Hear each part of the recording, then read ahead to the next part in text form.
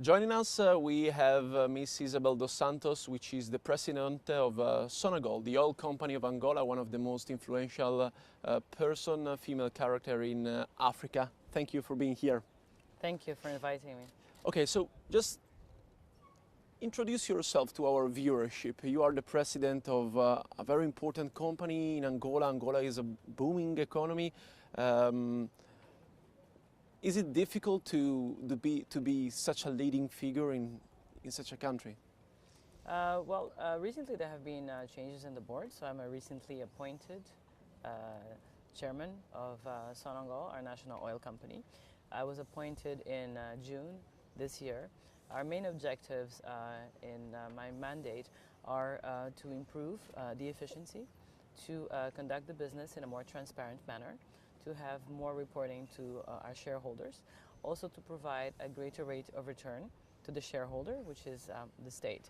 And for that, we are conducting a number of initiatives that are reorganizing the company. We are restructuring our business, looking at ways on how to keep the capex down. So developing oil fields has been a rather expensive exercise over the last 5 years due to the high oil prices.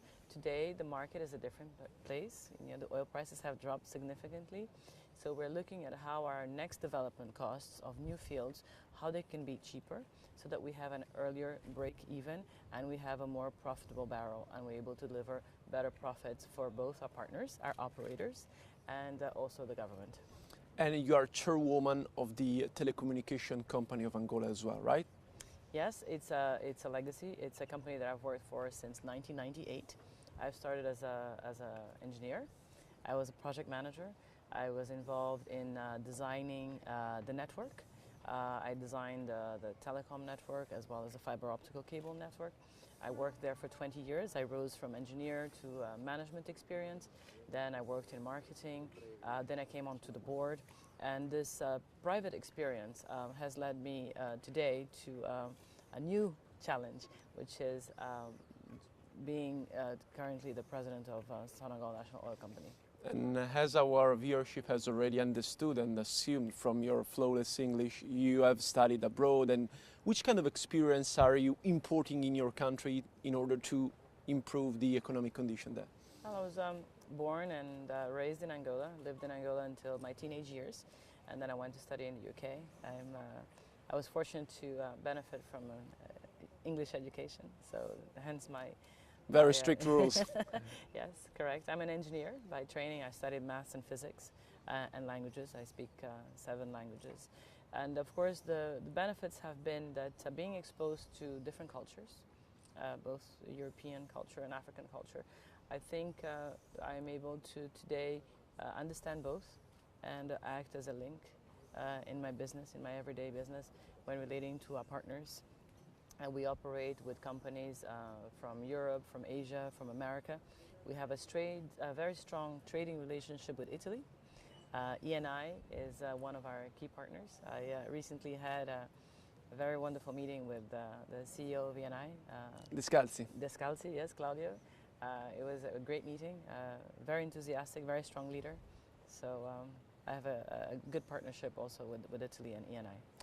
Do you like Como? Do you like Chernobyl? Is this your first time here? Yes, it's my first time. I hope it's not my last time. I find it very, very beautiful. It's a pity that I'm here in a working capacity, attending a forum, and I hope to return and to be able to spend a few days here. We as Italians are concerned that our country is not attractive enough for foreign investments. And it's really important to be able to develop trading relationship with countries that are improving their economy at a fast pace, like Angola. What is your viewpoint if you look at the Italian economy? They said it is in a pretty bad shape. Is that the reality from what you have seen in these days and in your previous visits in Italy? I think Italy has a great know-how. There's fantastic opportunity in Italy. Your companies are good companies that produce good products at great prices. So you're very competitive. I think taking the initiative to export more, to also go into new markets, which is sometimes a little bit difficult. It's true that you have to, once you go into a new environment, there's a learning curve. But I think there is a true opportunity for Italian business and Italian products to enter into new markets such as Africa. Just to give you some numbers, we have over 300 million people who are middle class. 40% of our population is urban. And what does that mean? That means a lot of consumer goods and consumer services. And Italy produces a lot of those. So I think there's a great opportunity for Italian business in the long run to be and work with us together in Africa. Now let's talk about Angola.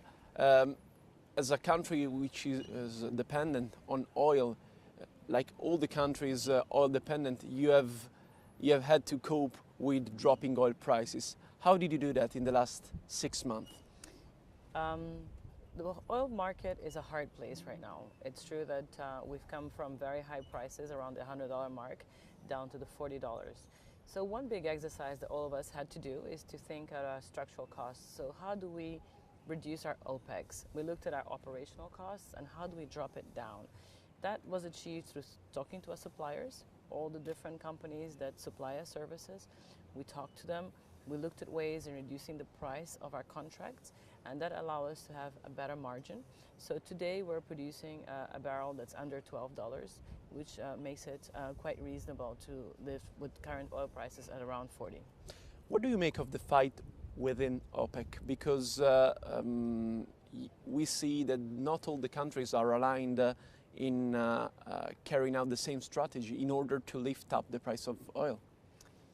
There's definitely some challenges. I think that those challenges will have to be overcome through dialogue. Dialogue is key.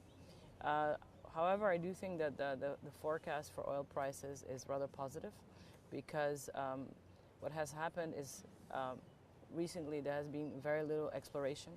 Not many companies have stopped all their exploration projects, which means in the long run the oil reserves are diminishing.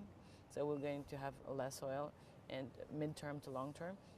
So I believe that the oil price will ramp up. Today we're going to probably see a steady between $45 and a $50 range for next year. But in 3-4 years we definitely will feel the backslash of the fact that we have not had enough investment over the last 5 years. So I do believe that there will be a ramp up in the oil prices. We know that you have to catch a flight. The very last question to wrap up this interview. Talking about Africa, the African economy overall has expanded at an enormous rate in the past 10 years. Yes. But now it is coming to a halt, for instance, Nigeria, because of oil. When you see at Africa in 2025, what do you see? Well, I like to take a mid to long-term perspective. I think all these cyclical issues that are actually temporary. When we look at our consumption, in 2016 there were $860 billion of trade of consumer goods in Africa. For 2020 we're going to have $1.4 trillion of consumer trade.